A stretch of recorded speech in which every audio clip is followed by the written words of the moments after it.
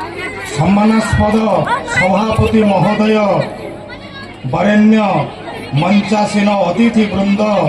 एवं सम्मुखरे उपस्थित थिबा गुरुजन मंडली ज्ञानी गुणी विद्वान मंडली आबाल वृद्ध वनिता आज पाटकुलुंडा प्राथमिक उच्च विद्यालय शतवार्षिकी यही मंचरे एमिति एक महान पुरुष माने उपवेशन करिसंती जहाकू देखिले लागुची एटा हेउची गोटे विचित्र आध्यात्मिक पीठस्थली जी सभा संयोजना करुथिले से हेउचंती स्वयं चित्त रंजन चित्त को जी रंजित करिनिए से अंतर्यामी नारायण महाप्रभु एठी अवस्थान करचंती पुणी एठी अचंती श्रीमान बुद्धदेव महाशय जे कि बौद्ध धर्मर प्रतीक स्वरूप एठी विराजमान करचंती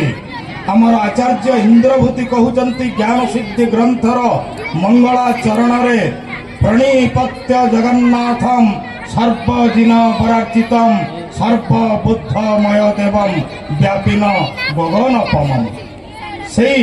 बुद्धं को ही जगन्नाथ भाव से व्याख्या करथिले तेबे से जगन्नाथ हेउचंती श्री निवास श्री कहिले लक्ष्मी श्री कहिले सौंदर्य श्री कहिले धन संपद एवं श्री कहिले पद्म पद्म रे जे निवास करंती से हेउचंती पद्मालया एवं श्री निवास अर्थात स्वयं श्री कृष्ण नारायण महाप्रभु एठी सभापतित्व करुछंती सही परी हमर देवेंद्र साहू विराजमान करछंती आसन अलंकृत करछंती सभा मध्य रे देव इंद्र देवेंद्र देवाधि देवराज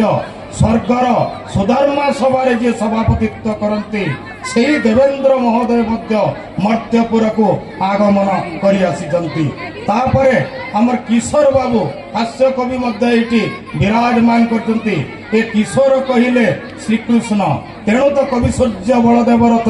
लिखिचंती किशोर चंद्रानंद चंपू तापरे जेउठी एते देवतांकर मिलन स्थली घटिची ताहा निश्चित भावरे रत्न गर्भा श्रीर अर्थ कहूतिली जे धन संपद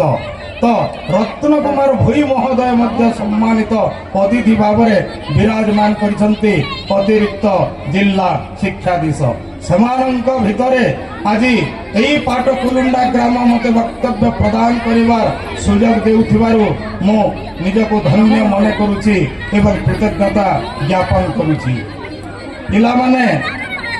सामने क्यों महाप्रभुंकर फोटोचित्र अच्छी गणेश अछंती अग्र पूज्य गणेश ये गणेश को जेते बेले हमें प्रार्थना करूचु वक्रतुंड महाकाय ये गणेश महाप्रभु खराब भावुचंती कारण वक्रतुंड अर्थात बंका तुंड बुजा मुहा खराब भाविबे नहीं तापरे हमें पुणी तांको विघ्नराज बोली कहि थाउ विघ्न कहिले विपद विपद मानक मध्य जे राजा से हेउचंती विघ्नराज तो से विपद जदि तांकर प्रजा हेले विघ्न जदि तांकर प्रजा हेले तो प्रजा मान को विनाश करिवे किपरि तेणु गणेश क्षोभ प्रकाश करछंती जेहेतु बरपाली माटी को आगमन करिछे मो तेणु स्वभाव कवि गंगाधरंकर पदटिए प्रथम रो उच्चारण करिवि गणेशंकर आत्मकथा गणेश बोलंती विघ्नराज बोली पूजा करी मते नरे बहु चाटु करी प्रवर्ताई थंती विघ्न कुलनाश नरे केहू बोले हाथी मुंडिया केहू बा बोलई एकदंतिया केहू बोलू थाए दुई माँ पुओ के बोले लंब पेटिया विघ्नकर जेणु राजा हेली मुई से तो हेले मोर प्रजा विघ्न नाश करी काहे उड़ाइबी अपकीरतिर ध्वजा मृगराज सिना मृग नाश करे पाशव स्वभाव धरी देवता होई मो ए क्रूर अधर्म कर्म करिबी किपरि तेणु गंगाधरंकर लेखनी रे वैप्लविक चिंताधारा फुटी उठी तेणु गणेश को आम विघ्नराज कहले अपमानजनक बा वक्रतुंड कहले ताहा मध्य अपमानजनक तेणु क्षोभ प्रकाश करछंती गणेश महाप्रभु। एटा पुणी भूल करुछि किए मनीष आमर भागवत रे कवि जगन्नाथ दास उल्लेख करछंती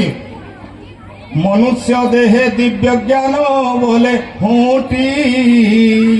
देखी संतोष भगवान बोले हुटी। जो मनीष